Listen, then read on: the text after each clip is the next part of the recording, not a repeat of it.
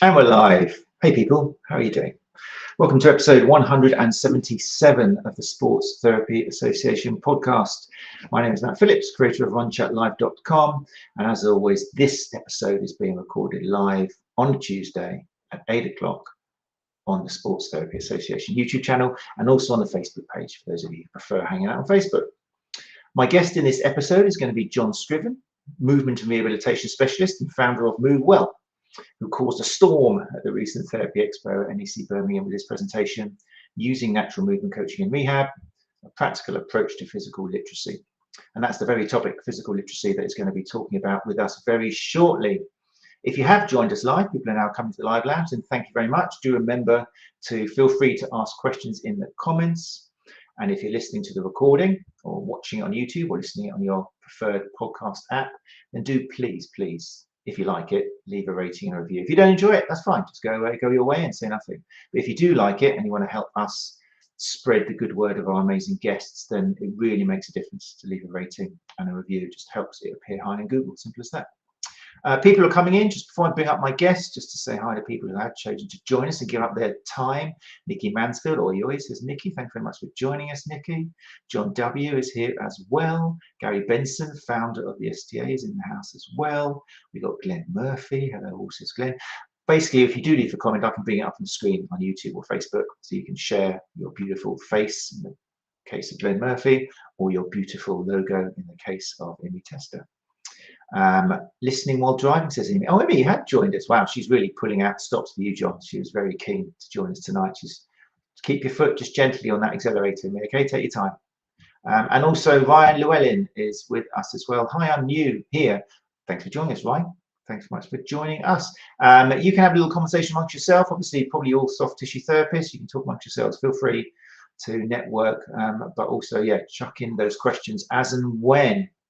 Right, so that is everything done. So what I shall do, without further ado, is bring up our guest for tonight, John Scriven.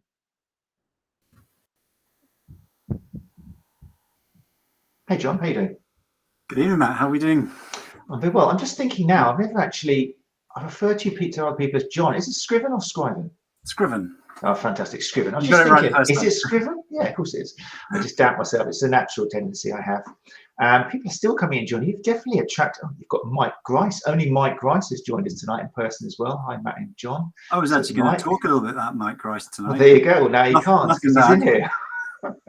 Siobhan Mallet is here as well. I love the name Siobhan because I always used to remember Bananarama. You're not old enough, are you? I had a real thing for her real name is Siobhan Fahy. She's Irish. She was the kind of wacky one out of the three of them. But I always, until the age of 25 or something, thought her name was 𝘬𝐵𝑗𝑡𝑗, and that's how I pronounced it. And for me, Siobhan was 𝘬𝐵𝑗𝑡𝑗, and then someone told me now it's actually Siobhan. So it always makes me laugh when I see a Siobhan come in the room. And Liz is here as well. 𝘬𝐷𝘪𝘥𝘦. Looking forward to hearing John discuss PL. There we go. Good turnout tonight, John. Well done. Congratulations. You're famous. It's downhill from here, mate. You've made it. So how are you, first of all? Very well, sir. Thank you very much. We are enjoying having our 2-year-old and learning movement from him and empathy and all those great things that children teach us to do. So we're rushed off our feet at the moment, but in a lot of love. I love that, learning movement from your 2-year-old, just watching and learning and then practicing. Honestly, excellent. You know, if we want to learn how adults learn movement, we look at children. No one teaches them to move. They learn themselves. We just create the environment, right? So ecological systems and dynamic systems. And we're already in. We're straight in. Pedagogy. There will be a kind of a source in the show notes and literary explanations and definitions for tonight. I'm warning you now, John. All the words you don't understand, we will put at the bottom. You're fine. I'm not sure I totally understand them, but we've got 𝐦𝐿𝐷𝘪𝘥𝘦 in the room. I think I might be getting some help. Oh, excellent. That's good. That's good news. Therapy Expo. Obviously, not all our listeners went to Therapy Expo. In fact, it's a real wake-up call of how many therapists, like in the STA, for example, Sports Therapy Association, there's 2,000 plus members. And I think it was like in the hundreds of people who made it to Therapy Expo, because not everyone can. The expense, and maybe not everyone's heard of it. But I think it was your first time there, was it, this year?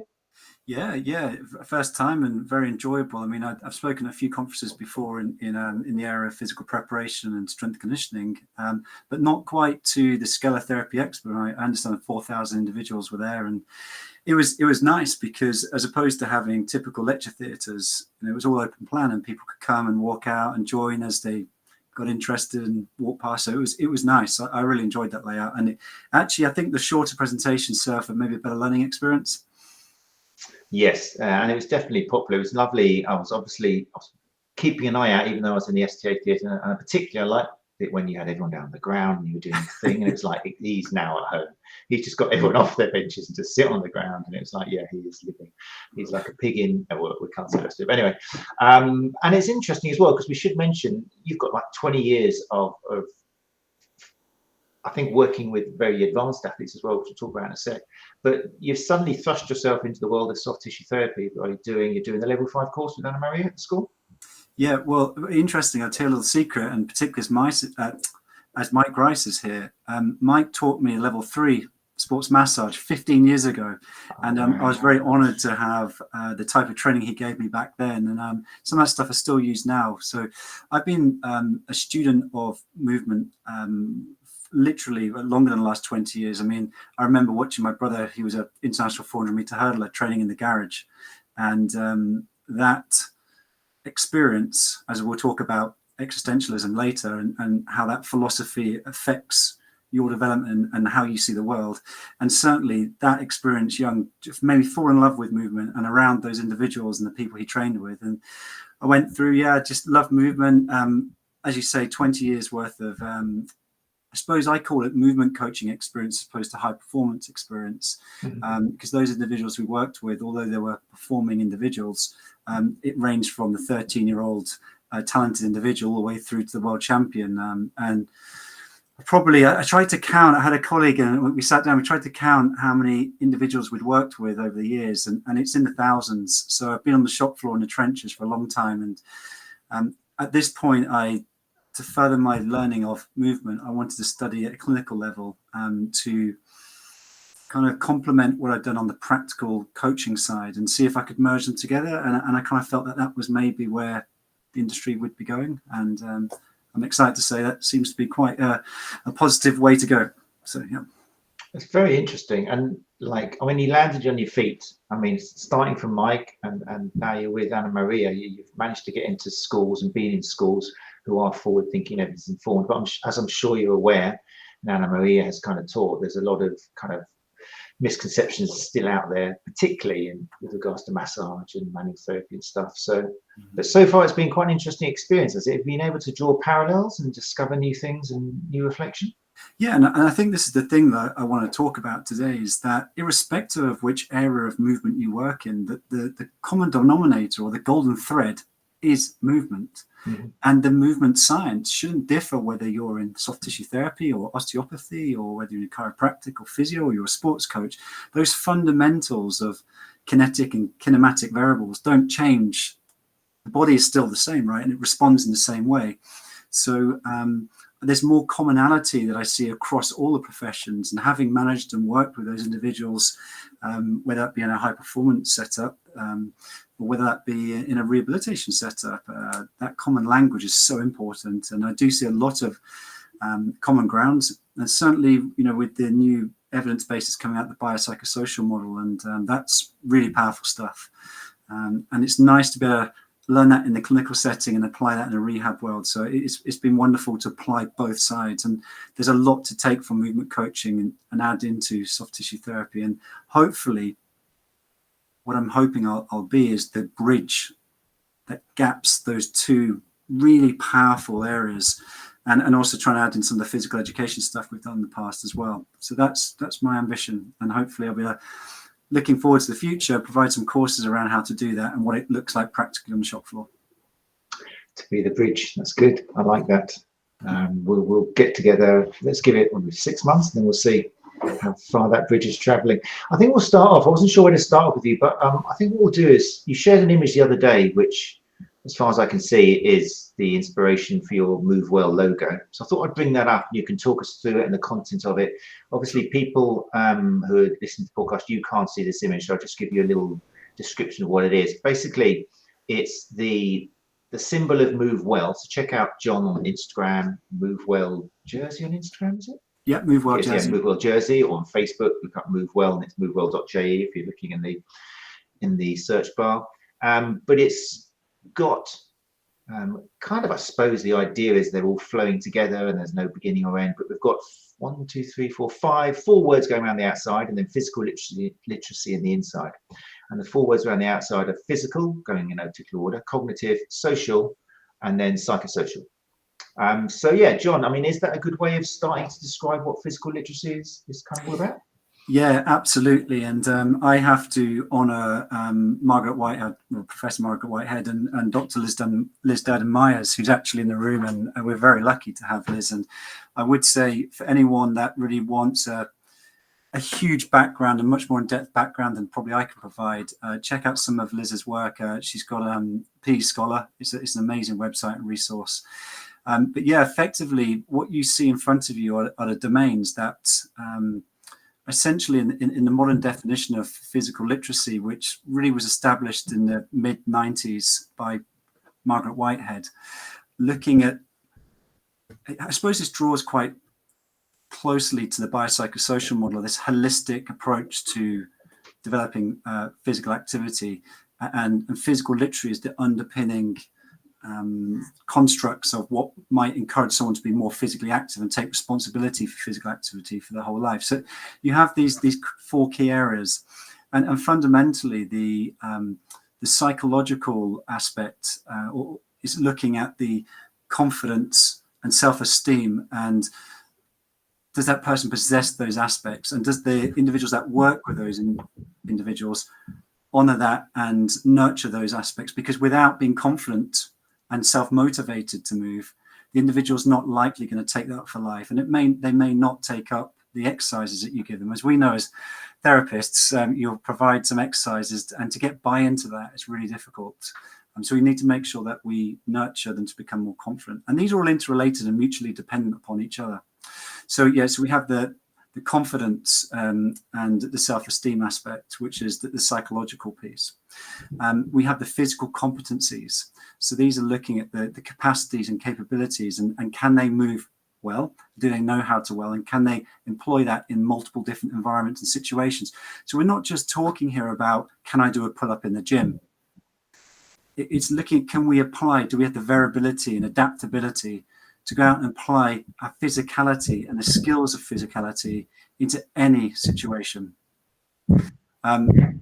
We also have a cognitive piece here, which looks at the knowledge and understanding. So does the person possess the appropriate knowledge and understanding to take responsibility for physical activity for life? And do they really understand why they're doing it? I don't know if anyone's looked at Atomic Habits by James Clear, and there's sort of 5 key principles to creating a habit. The first one, is it obvious why they need to do it? And the cognitive piece is really developing that understanding as to why they need to be doing it. And that's what gets buy-in. And lastly is an important social piece here. Do we have the social support structures to ensure that we are supported to do what we want to do, and to develop, whether that be our training programs or our rehab programs, to make it easy in our life? And sometimes that might look like a supportive family member or a friend that you go and exercise with. So you have these interrelated domains. And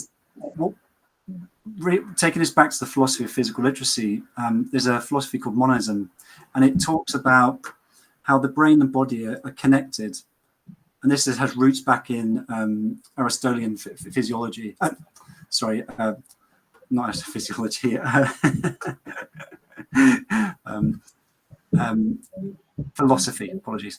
And it says the brain and body are totally connected and have been working together for millennia to ensure that we nurture the brain and the body together, and that it's an integrated system. Whereas for a long time, and a lot of our work within physical activity and rehab has been dualistic, where we look at the brain and body as separate. We train body parts and we don't think about the brain. And for a long time we felt that the brain was of a higher function than our body, and the brain came first. But we've realized now that our body and brain are completely connected, and one nourishes the other. And I want to talk about movement nourishment and how that nourishes our brain. Some neurologists think that the only reason why we have brains is for the development of complex adaptable movement, and that's why our brains have developed such powerful pieces. In fact, 80% of the neurons in our brain are in the cerebellum, which is really totally dedicated to complex movement tasks. So I don't know whether I've done a good job there of describing physical literacy, and Liz might. No, that's great. No, good job. Yeah. But just in a nutshell, we're talking about the confidence and self-motivation, the physical competence, the knowledge and understanding, and the social support that ensures that we are physically active and take responsibility for physical activity for the rest of our lives. Excellent. Right. Liz is saying thanks for the shout out. John, doing a fantastic job, John, and great to see PL shared across a fantastic network. Amazing. So there you go. Boss is saying you're doing all right so far, John. So, right, I mean, there's a few things which are going through my head at the moment. First of all, you mentioned biopsychosocial. I like the way this is clearly, it's not one or the other. The danger of the biopsychosocial, I think, where some problems have come is people are saying, oh, it's bio, no, it's not, it's psycho, no, it's social. And having that one word, people, that concept of flowing and, like you said, and not mutually dependent and stuff is lost. Whereas here, you're going back to the kind of yin yang thing, aren't you? It's kind of like all together, which I think is really important for therapists, because we do tend to take things at face value. What I'm wondering about is, because the biopsychosocial was never really used as a model for explaining pain, that was kind of is another quip which some people complain about. Do you think this has got a place with describing maybe factors involved with pain? Is there a link there between this and movement, or do you think that's a slippery road to go down? No, I think so, and I think this is a piece of work that Liz and I would like to look at. Is how do we place this into the clinical context, and what are the what's the Venn diagram or the similarities? And there are a lot of similarities. I mean, if we look at the physical aspect of physical activity or the physical literacy diagram, we look at the bio aspect of Engel's model, we see a huge similarity there. The same with the psychological and the social piece. I think probably one of the key determinants here is that looking at the cognitive piece, the development of education and the pedagogy. How do we deliver that to young people or to individuals? That education fundamentally underpins a lot of this, because we have to know why we're doing it. And that's the bit with the biopsychosocial model that maybe is lacking slightly, is around education, the cognitive aspects to it. So although you could make an argument, within the psychology realm of the biopsychosocial model, it sits in there. So I think it nicely integrates, and I think both models are really useful. I think the biopsychosocial model probably has been a bit more placed in the prevalent literature recently around pain, and physical literacy is around physical activity. So I think both models are very useful, and I use both on a daily basis. I think it's one of the advantages of being old, which now you know how old I am, is that I have seen progression from people talking about neuromatrix and that sort of stuff, and then kind of moving on to the BPS model, and people going, oh, hold on, there's some problems with that as well. And it feels like now potentially physical literacy could become the next thing which people are talking about, and will hopefully help loads of people. I'm glad you mentioned the whole brain body division. I remember years ago when Twitter was good, Professor Mitt Thacker kind of called me out, missed the conversation, and warned me about this thing called mereological fallacy. And I was like, that was before I'd even become aware that there was a mereological fallacy. And he went into it, and I was like, yeah, I do understand what he's talking about. And I looked it up, and it was back in the time when there was a problem between people thinking pain was in the head, because that was the kind of thing that Moseley and Butler kind of people were taking from it. And in fact, Moseley and Butler were probably guilty to a certain extent of giving that impression with some of the stories and things and in games they play. But it seems like now, happily, we're moving away from that. We really are kind of looking at all of these systems working together, or maybe not, and just embracing the person and the ecosystem around them together. So it's a really helpful thing. Do you think there's any drawbacks of another system coming along and people maybe putting everything into it? Are you aware, or do you look for potential flaws in therapists adopting this and maybe missing the point a little bit? No, I think this is a natural evolution, personally, and certainly the biopsychosocial aspect. It's been around for a long time. I think it was out in the '60s, the biopsychosocial, right? So it's been in the literature for a long time. Physical literacy has really building upon that and adding more domains into it. And I think it sits, when we look at physical literacy, it sits to serve a higher function, which the biopsychosocial model doesn't quite achieve. And this is the piece around human flourishing and the human embodied experience.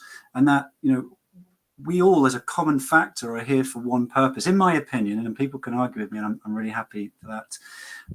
But we're here to help people fulfill a better life, and we're here to help people enjoy and embody their physicality and have as good a life as possible. That's fundamentally has to be a common thread between what we do, and that may be by reducing pain, that might be by coaching them to move and explore.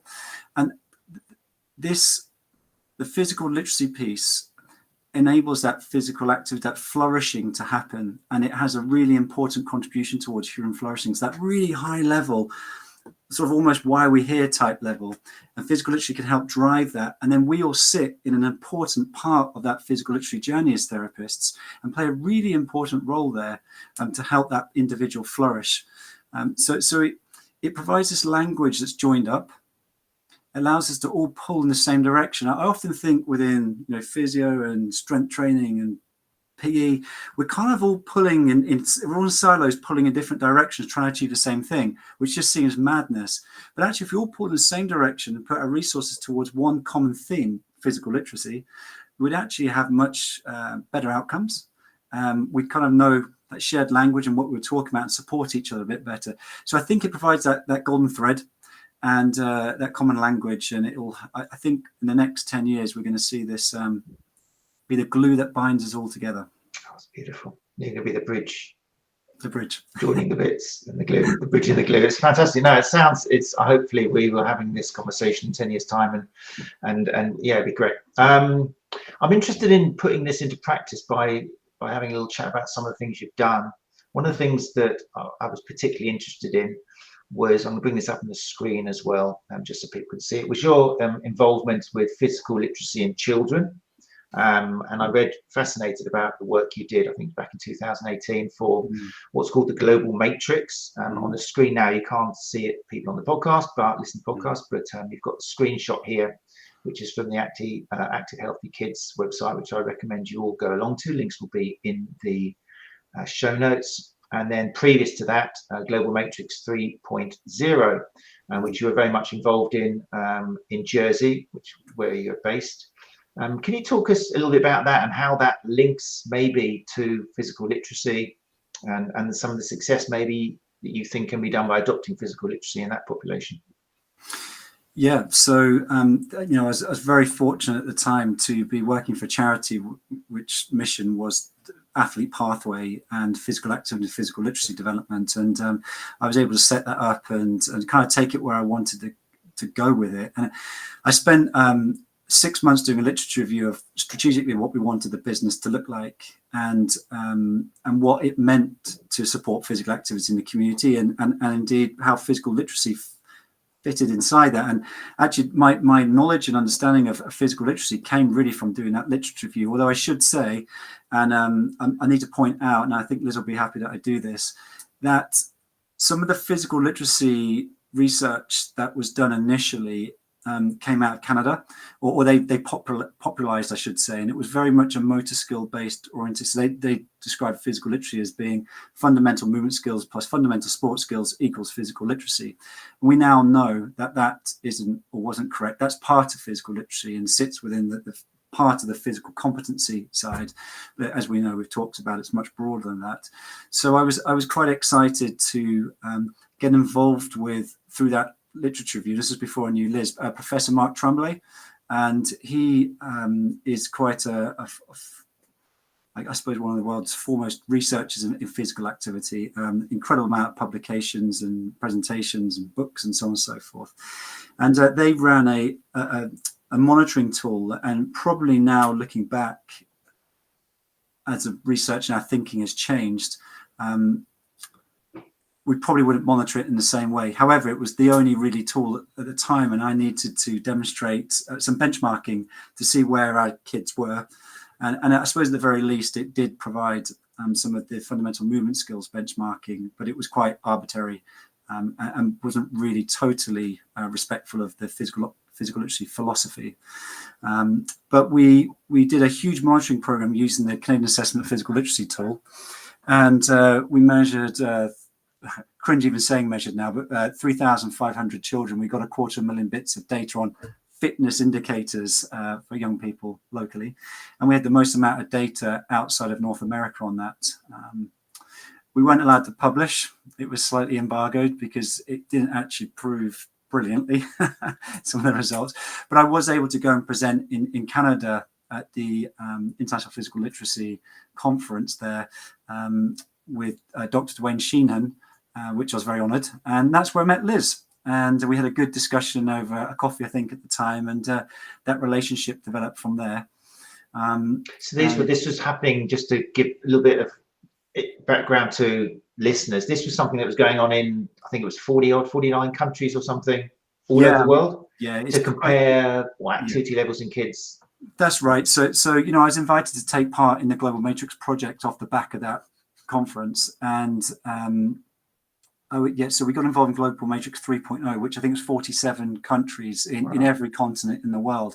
And the idea was to evaluate physical activity in young people, which physical literacy and motor skill was part of that.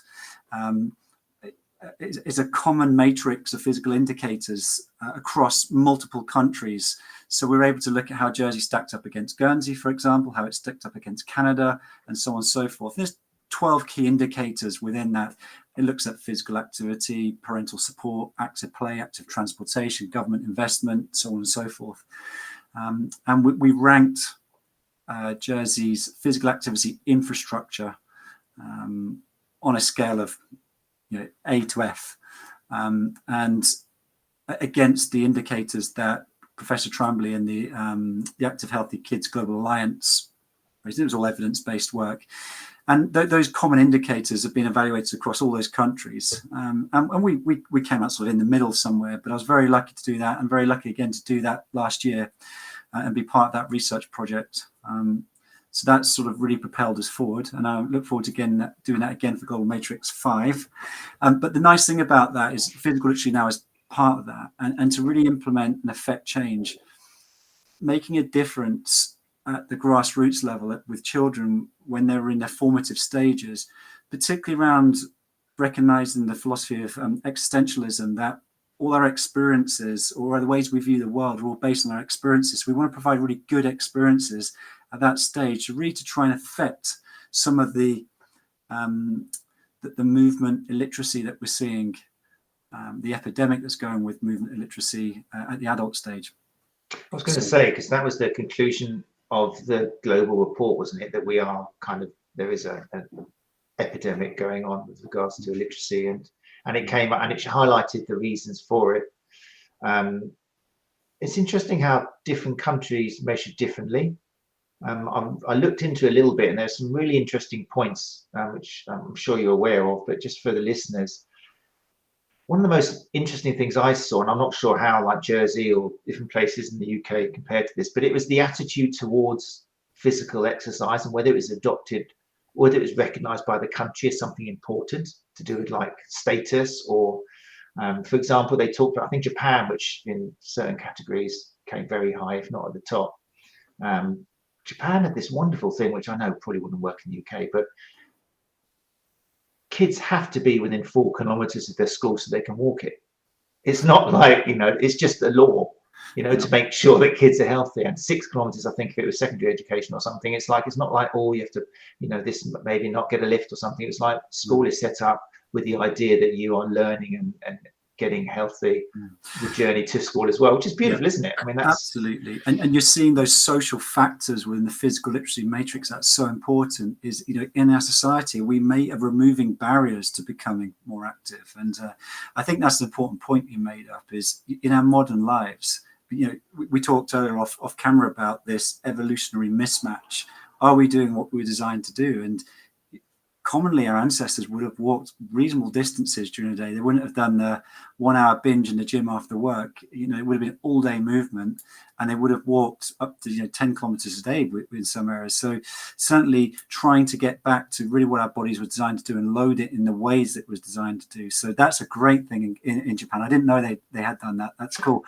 But one thing I certainly noticed when the researchers came to Jersey is that we have very narrow roads surrounded by granite walls. And they said, active transportation is really challenging here because of the road infrastructure. So removing some of those barriers, and we've put some cycle paths in through the valleys to make it safe, and active transportation has really started to take off here. And along with the e-bike scheme has been really good. That's excellent. And I mean, I hate saying they've got to find the solutions because we never know who they are. But I think to a certain extent, I think government is one of the factors, isn't it? What the government are actually doing, and that's, I hate saying, people have to look after themselves as well. But there is a message that has to come from the government, and then it'll be kind of picked up by the parents or the carers or the people who are bringing up the kids, and then the kids will see it and then create that whole kind of philosophy of, well, it's this is part of life. You have to be active, because that seems to be what's being lost. No one's being pushed to do it, and it's becoming, if anything, it looked at weird if you walk somewhere. I remember in the States, I was over in Orange County for a while, and over there, everybody, I mean, it was an Orange County thing, you had some massive truck on wheels and you went everywhere. I remember I walked from the coast up to like a supermarket. It was probably like a 35-minute walk, and I got there and people say, how did you get here? And I was like, I walked, and they looked at me like dummy fell out. It's like, you walked all the way here for half an hour?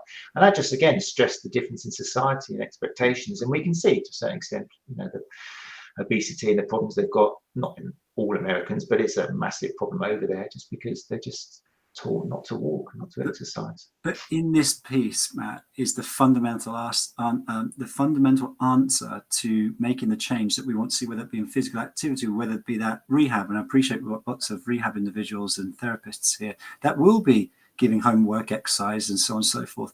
If you build facilities, if you give handouts out to people, they will not do it, and they will not go to facilities. Some will, but generally they won't. And that's doomed to long-term failure, because we haven't honored the fundamental reasons why people would do it, which is motivation, confidence, knowledge, understanding, socially supported structures. It's like making a cake and just putting the icing on the top. That is, you haven't got all the fundamentals underneath. And this is why the work that Liz is doing within the physical education piece is so valuable, and where physical literacy is absolutely essential, irrespective of whether it's at child level or whether it's an adult level. If you don't tackle those 4 areas within your practice, and if I bring this back to therapy, we're not going to get those individuals really to have any long-term change. And what are we doing? We're coming in and giving a rubber dub, and maybe that's okay. Or are we actually trying to affect change in that individual and allow them to flourish as a human? And I would implore everyone to go away with that thought in their heads of, how do we actually do that? Because that's really what, for me, honest way, that's what I'm trying to do every single session, and think about each one of those 4 elements in my session structure. How am I doing each one of those? So, we were talking about some government stuff a couple of days ago about facilities in Jersey. If we just build a facility without the knowledge, understanding of why you need to access those facilities, they're almost useless. We have to invest in that educative piece, the physical literacy philosophy, and that will be the thread that it supercharges or turbocharges our treatment. Excellent. I like the way you brought it back to the therapist now, because it's like, if they've got this, whatever it is, 10 different factors, and they look at that before setting exercises for the patient, and they're going to cover much more ground. And I guess it forces you to actually have those important conversations, that subjective assessment, to find out what their home life is like, whether they are able to do this, whether they are sleeping well, and that sort of stuff, rather than just prescribing the 3 sets of 10 for this because the research paper said that's the thing with telefemoral pain. Yeah, I think there's an interesting piece now. Be careful what I say, because I've said this wrong a couple of times, but it's not just putting hands on and touching people, it's touching people without touching people as well. And I think for me that's really important. How do we empower, and how do we create autonomy in that individual to allow them to grow? And that's how we can affect some of these philosophical underpinnings of physical literacy that we know will green light the motivation and the outcomes.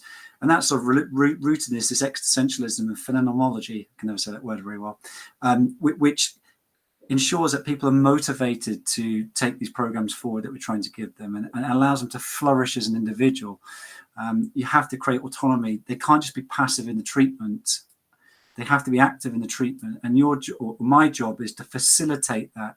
I'm not a dictator or an operator. I'm a facilitator. And I try to create an environment that allows them to uncover kind of the movement that they've lost and re-engage with the motivation that they once had, and add the knowledge in. Because every child that I've ever seen, bar none, have loved running around. If I look at my toddler and his friends, you can't stop them moving. So everyone somewhere at some point was motivated without having to be motivated. It was intrinsic in them. That's still in people. We just have to learn the skill of coaching that out of them again. Create the environment to allow them to flourish rather than try and dictate it to them. And I think that that's absolutely essential for me. And that's part of, putting it in a different way, that philosophy of physical literacy. Right, putting it into practice.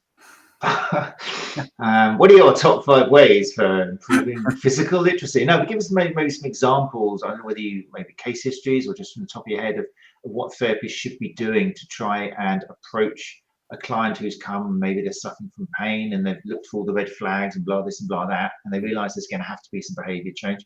What are some of the things they should be doing to try and make sure that this outcome happens because of, going down the physical literacy road? Well, the first one, the first practical one is about self-development of the practitioner. As I said earlier, the common denominator between everything that we do is movement, whether that's to move without pain, whether that's to get someone to pick up their child on the beach, or the grandfather to pick up the child and put. Have you seen that kettlebell advert where the grandfather puts the child on top of the Christmas tree? Right, Chris Tiley special, right. Yeah, copyrighted by Chris Tiley.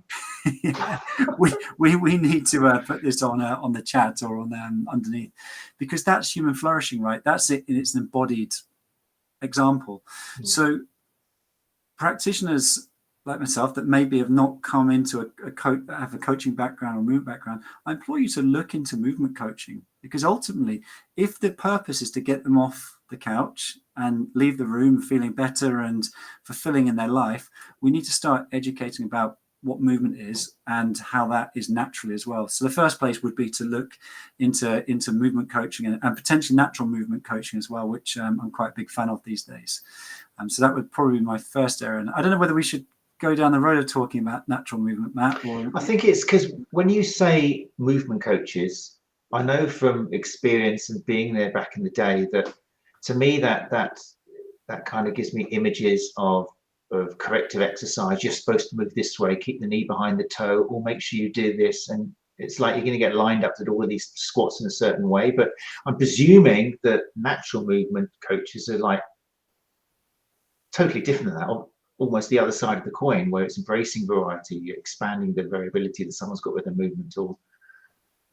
You summarized it really well. There's very little of that old school biomechanical kind of, I must know X, Y, and Z, and you have to conform to a certain way, like an FMS assessment or something like that. Although an FMS assessment still, if it encourages someone to have more variability and more adaptability, it's still not a bad thing. But there are no normative standards of how someone should move. And someone's asked me a few times, what does moving well mean? Does that mean it's about a certain type of movement? It's not. It's about finding how that individual interacts with their environment the best and expanding that as much as you can. So natural movement effectively is looking at how we would design. It's an evolutionary based aspect of movement science, and there's a huge piece around Darwinian medicine and evolutionary science that's coming into medicine at the moment, but I'm certain will be filtering, and has done in America quite a lot, filtered down into therapy and physiotherapy, just like the S&C research did in the last 20 years into rehab, and we've seen that quite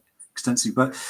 But the natural movement sort of differs from functional movement, which is what you quite eloquently described, because functional movement during the 2000s went berserk, right? So we had pretty crazy Mike Boyle and Paul Check and all those. I was NASM, and I remember just worshipping these two guys from California. And I still, Rodney Corn has progressed and evolved, and I still follow him. But they came over like these Terminators. Yeah, Gary Gray and Gray Cook. Yeah, the whole thing. not to bitch about them, because at the time they were amazing educators, and we might not be.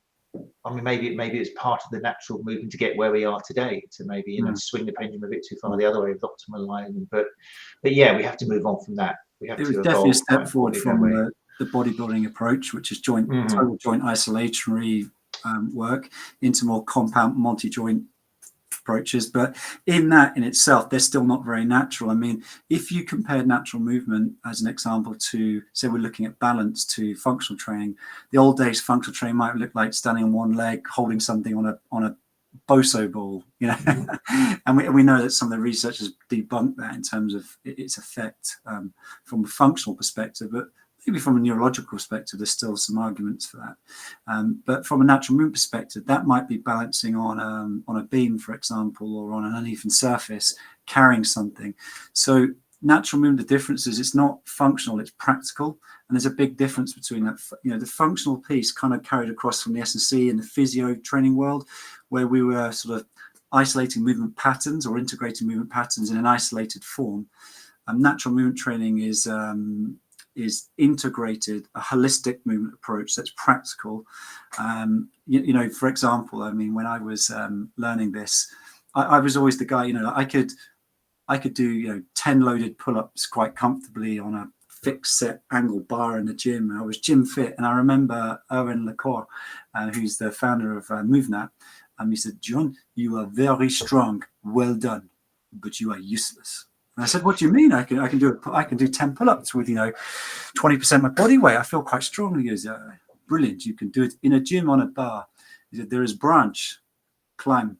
I just couldn't get up, and he just small go boom, boom, boom, really efficient. And that's kind of the key thing. It's a practical, efficient, adaptable movement system that is evolutionary focused, or borrows from evolutionary science with a developmental sequencing approach. So it references and honors how we learn to move as children. And some of that is about the patterns of movement, and some of that is about play and ecological systems, about how we make the environment to reclaim movement as opposed to dictate movement. So that might, another example might be in functional training, we look at developing mobility by like banded ankle distractions or knee to wall ankle mobility drill. In natural movement, that might be ground resting positions. And we see that reference in how children sit on the ground, or how we might see tribal individuals resting. So we still get the same functional outcome, but we also get the practical movement skill of resting on the ground, for example, or balancing on that beam. And interestingly, natural movement training has important functional outcomes, but you might find that functional training doesn't have practical outcomes. And that's the key difference, the practicality and the adaptability and the variability and the mechanotransduction that comes with that type of training. I can see that.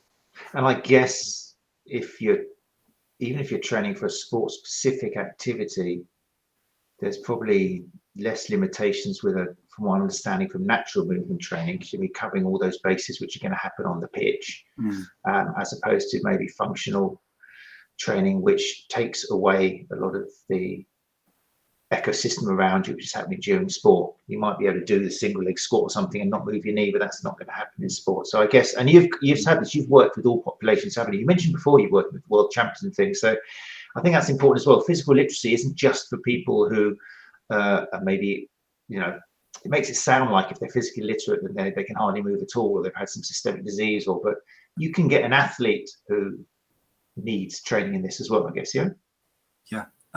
When we look at movement habits as 21st century humans, they're bizarre. We compartmentalize activities. So we think about, I do this in a gym, or I do this on a bike, or I do this on the road, on tarmac, or whatever it is.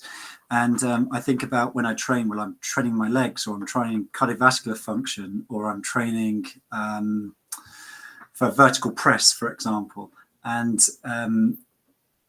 that compartmentalized, that specialized form of movement really restricts our focus, and it's not holistic in its approach. So when I was working with athletes, you have these guys that are masters of specialisms. You don't actually need to power that up anymore. What they're lacking is the base of the triangle. And what we found over a long time, if we powered them up anymore, typically most individuals are very strong or overused in sagittal plane extension, right? So we typically see lower back stuff, we typically see hamstring strains, and we train it. Like, say, right, this is mental, right? Say you brought a child into the room, or you brought a totally uneducated person about sport or an alien. You said, right, watch that rugby game. How would you train them? They're not going to go, wait, we're going to go into the gym and put a barbell on the back and do a heavy back squat. I mean, just look at the movement. Forget the sport. We're biased. We're totally biased to think what it should look like. We should strip that back and just write down the movements that happen in a game of rugby or athletics. Or look at the speed of movement, the amplitude, the direction, the environmental considerations, the contextual factors. Yeah, the chaos, as Andrew Jackson would say. Yeah, absolutely right. And when I was training these guys, if you think about rowers or judokas or whoever it was, they were great at judo movement, but they were terrible at other movement. But what we don't realize is that they've trained. Think about the development of a vocabulary. You know, we start with letters, then we go into words, and we go into sentences and paragraphs and stories. They've started at the other end with a story, very specialized, and tried to layer on and layer on and layer on a very small bandwidth of movement. Like, think of it, the roots of a tree, very narrow roots, and they've tried to build the tree as high as possible, but the tree becomes very wobbly, and what happens is the tree eventually falls over. What we need to do is expand the roots of the tree, because the wider the roots of the tree, the stuff you don't see in sport, the stuff that you do see above the ground of the tree's roots, the trunk will be thicker, and the branches, because of that, will be much wider, and it allows us to have more movement options, more choices, whether that be for an elite athlete having more choices, more decisions, more cool shots, getting into different positions they might not be able to get into, or that just be the person that's trying to rehab from the injury, having more options to go out and be more physically active to get that important mechanotherapy that they need, because those joints and ligaments and tendons need those different types of shears and pulling and pushing and compression and extension that we don't get by simply just doing one-dimensional work in the gym, whether that be one-legged squats on a Boso ball or anything like that. Is an important part. It can be an important part of training, but it's a very small, narrow focus.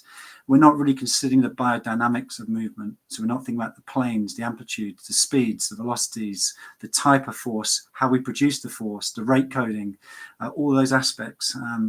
So yeah, we are too specialized, too simplistic, and too unnatural. Unnatural. There you go. So when you bring it back to natural movement, we look at all the things that a child does. They run, they jump. I'll give a great example of hamstring rehab in athletics, and a really fantastic, way ahead of his time therapist. And we bring it back to soft tissue therapy, Gerard Mack. And for the people that are old enough, they might realize that Gerard Mack was Ben Johnson's therapist, a former East German therapist.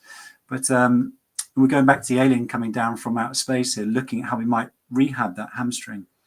Gerard said, why on earth would you do it slowly? Why on earth would you stop? You know, we look at, you know, eccentric protocols and isometric protocols. Why would you do that slowly? Because that's not what the athlete has to do. It's not what injured them in the first place. Why are you training with something different to get them back to do something different? That's madness.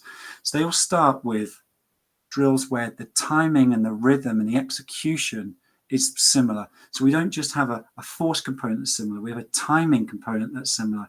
And that's why my understanding of the hamstring injury, particularly elite level sprinting, it's not a weakness, it's a lack of timing and coordination that causes the hamstring injury. So when we look at the rehab of that, we must at least honor that aspect as well as the maximum strength development. But you look at kids, you know, people freaked out 20 years ago when I said plyometrics, the best rehab tool you can possibly use. What's more natural than plyometrics? Look at my 2-year-old running around the running around the lounge area, jumping off the top. He hasn't got a 2.5 times body weight squat before he starts plyometrics. That's what kids do. That's what animals do. That's how they move. How does an animal rehabilitate? He stands up, starts walking around, and starts acting. You know, we have to think about what's natural, what we're actually designed to do. Broaden that base of the roots of the tree or the pyramid or whatever you want to look at it, and it will shoot the height of it up much higher. And that's how we lay the foundation for long-term involvement in elite sport. Marvelous. Right. There's so much more we could talk about, and I'll mention after we've looked at these questions, I believe there's some courses and things coming up, because there's definitely a void of information that I'm sure you'll be able to fill, which people will be interested in. We'll put all links at the end of the show notes. But we've got a few questions coming in, so that's all right. I hadn't seen those. Sorry, Paul and Ryan and those guys. First of all, Nikki Mansfield has said, inspirational, John. I love emoticon. Your clients are very lucky humans. Thank you, Nikki. Now, 𝘠𝐻𝐴𝐺𝑒.com, also known as Jamie Gargett, has said, John, I subscribe to your view on education. It's an interesting subject. What's your view on what can be considered an important factor, value? The view is that we must encourage people to value health. And it continues, and healthcare in the UK. Much of healthcare is free, and as such, some people do not attach a value. That's interesting. Probably a little bit above my station, but thank you for the question. So I'm just going to read that one more time to make sure I've got that right. So I guess we're looking at kind of this more the psychosocial part of it, and maybe addressing sedentary behavior and things like avoiding active transportation because they just don't value health. They think someone else is going to fix it, and so this comes back to the fundamental foundations of physical literacy. It's that idea that if we build something, we just expect people to come. You know, it's such a reductionist way of thinking. So the education piece, particularly at schools level, where physical literacy, the PE curriculum, in my opinion, should be a physical literacy based curriculum. At the moment, we work on a sports skills based curriculum. We specialize kids at primary school. I mean, it's just mad. And we think that, and I should say, you know, even if we said that we really liked, you know, it's okay to specialize, which I don't believe it is at all. Now, the sports skills that we think develop good physical literacy or movement skill, in my opinion, don't. Paul's just put a question here about parkour. You know, where do those type of things fit? You know, even parkour itself is a specialization, but I certainly do think that parkour, in terms of some of the skill sets it develops, is a little bit more natural. But yes, the education piece, the knowledge and understanding of why physical activity is important. If we need to get that right down into primary PE, and we need to empower those teachers and give them the time and the resources to better do that.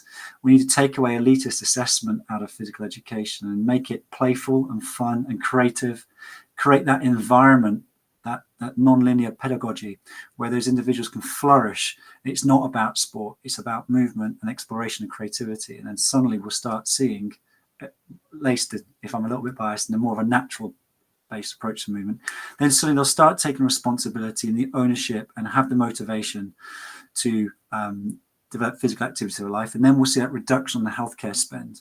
But at the moment, people are ambivalent about it. They are, it's okay, I'll break it and someone fixes me. We just need to change that education. So the education piece is huge.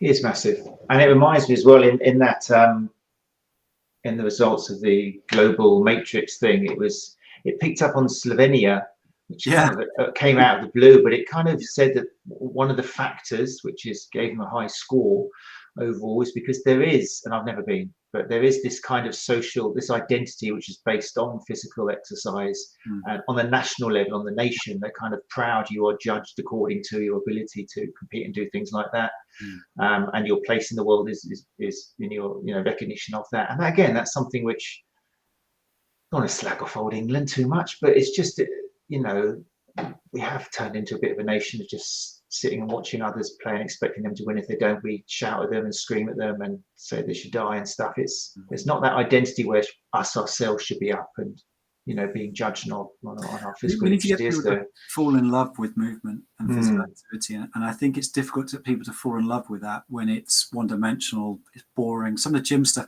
I mean, it's mad, isn't it? We drive to the gym, often walk up a escalator to get to it, to walk on a treadmill or sit on a recumbent bike. I mean, our whole approach to movement needs to change, and that's got to start with there's multiple areas where that needs to start with. That's my long-term life's work, Matt. But but yeah, good question, Jamie. That's definitely true. Yeah, value what people's approach and identity and all that sort of stuff. Let's go to Paul Greenwood. We kind of mentioned that with the parkour. Ryan Llewellyn, first time here. Ryan's question: how would you adapt natural movement to someone who has a disability? An example of this would be someone like myself who can't see, wouldn't be safe. doing the balancing on a beam exercise. Okay, so visual impairments, doing an exercise, how would you get that natural movement happening? Well, that's in the art of coaching, and I've worked with many disabled athletes and had absolutely incredible results. In fact, I have to say, working with disabled athletes or participants has been some of the most rewarding work that I've done, and we've had really incredible results. And what I would say, Ryan, is often that community have been slightly disregarded, and they may not have had the positive or any positive physical education experiences. So I find they're very receptive, often get much better commitment from those individuals. So you have to regress and lateralize. But I would attempt a balance beam walk with your own, because what I'd want to do is I'd want to power up your proprioceptive and vestibular system to help with your movement. So we might not start on the balance beam, of course, but certainly I would take your shoes off, get your feet feeling the ground properly, really get some good sensory exposure into your feet, and allow you to do it where you may not be having to use your visual function, because the ultimate progression for the balance work is to do it without looking. So in some regard, you're a step ahead of everyone anyway, but we'd regress that back, really fire up your feet, get in contact with the ground, feeding up and down that feed forward and feedback system, that proprioceptive system. Maybe just have like, those like thin little rubber mats you can get. They're sort of, 10 centimeters wide, and they're 1/2 mil thick, but you can still feel them under your feet. Let's walk across that and then walk backwards and learn to turn on it before we go off the ground.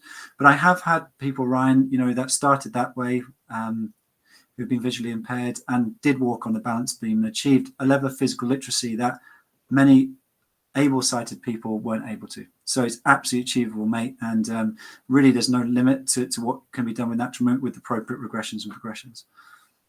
Great question. Thanks, Ryan. A great answer. Right, look, we're getting close to 9 o'clock. So we've got a lot of hungry therapists out there and people listening to the podcast. First of all, literature. Is there anything you'd recommend if people are interested in diving into this topic and reading up about it? Anything particularly you recommend? Someone who's studied as much as you? Yeah, so Liz Meyer's work, please guys check out that. She's really taking it on and being the shining torch, the light of physical literacy. The way that she verbalizes it and can speak to that is way better than I can. So I would encourage everyone to get this book. And this is Liz's company, Scholarly. I don't work for Scholarly. I have no kickbacks. It's just really, I have to say that any of the mentors that I've had, and I've had many, Liz has been really, really important. I still consider I am an absolute beginner compared to Liz. So yeah, this book here, Scholarly, the Physical Literacy, it's a guide for educators, but it works for coaches, and it can summarize really more eloquently than I've put across physical literacy. So modest, so modest. I'm going to get you and Liz on the show together. We'll have a battle out. Well, that would be nice, because probably actually... I say that, Liz, like you want to come on the show, but I'm going to try. She will get you on the show. She will.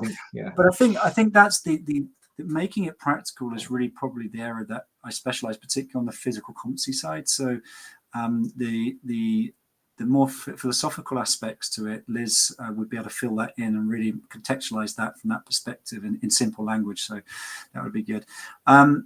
Calvin Giles, I would check out Movement Dynamics by Calvin Giles. He's another one of my mentors, and he's been gold for the last probably 15 years, guiding me through a physical education. Well, his approach comes from the 1950s physical education curriculum, which he embedded within the Australian athlete development pathway. So that's really cool. It's had a lot of work on that. So check out Movement. We'll make sure these links go into the show notes, just in case you're listening and trying to write them furiously down. Newsflash here, Liz says she's in. I'm just going to take a screenshot of that. Nice, there we go. Nice. I'm in. That's fine. That's legal binding contract. This is exciting. We're going to make a big movement about movement here. This is brilliant. You've got some heavy hitters on this, Matt. The other one I would guys check out is Ido Portal, movement coach, 𝘠𝐦𝘠𝘭𝘥, for the movement system. And there's a lot of really good free stuff within that. So check that out. And have a go at exploring natural movement yourselves, because actually everyone can do it. It's inclusive, which is a fundamental part of physical literacy. And there isn't an element that I don't think I've ever been able to not teach anyone through it. So please check that out. And that brings me a nice segue onto anyone can do it, but they need the coach with the skills to be able to give them that confidence, get that behaviour change, and that's where do you know what, Matt? I agree with that. But natural movement is within everyone. You can do more than you think you can do. And remember, working with someone with an injury is just movement training around an injury. It's not anything different. And this is sort of my big bugbear. Someone's injured, so they need to stop, and we need to lie down and do hamstring curls. It's just madness. You don't need to do that. I wouldn't say I wouldn't do that full stop, but I'd certainly encourage it as a broader piece of physical literacy and get them to have fun and explore.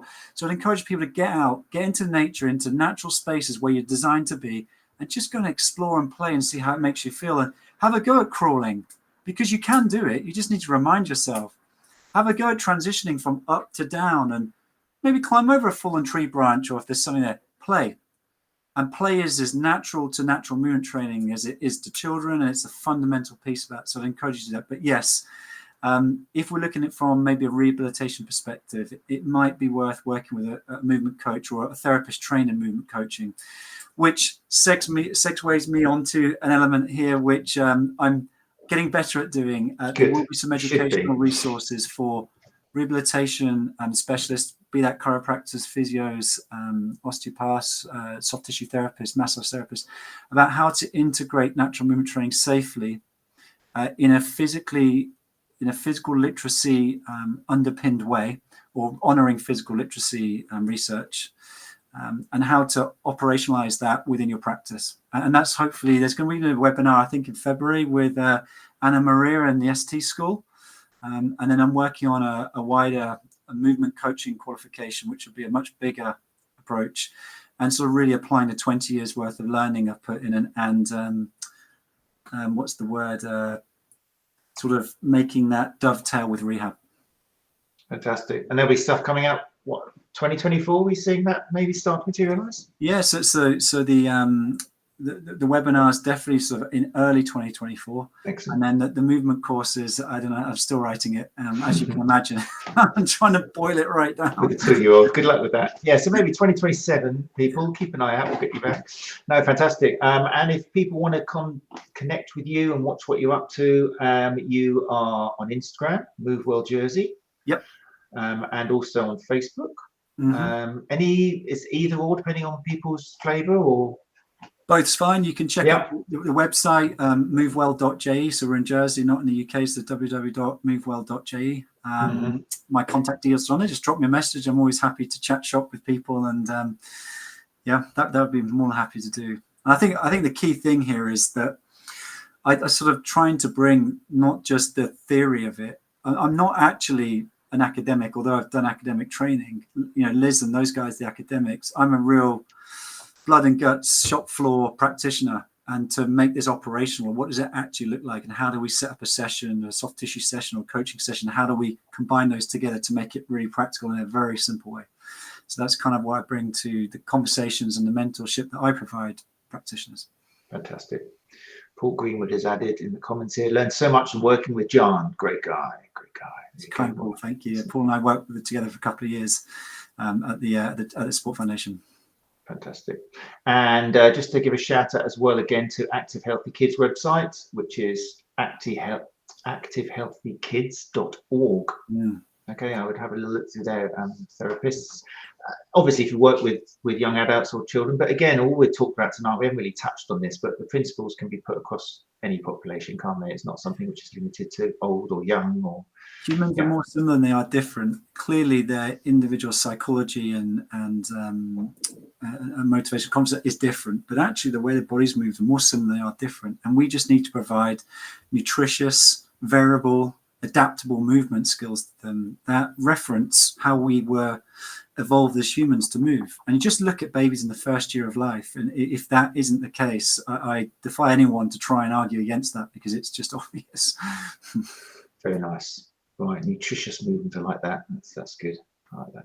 Oh, right. Katie Bowman, guys, check out Katie Bowman, Movement DNA. Wow, there's a lot of good stuff in that book. She is on it.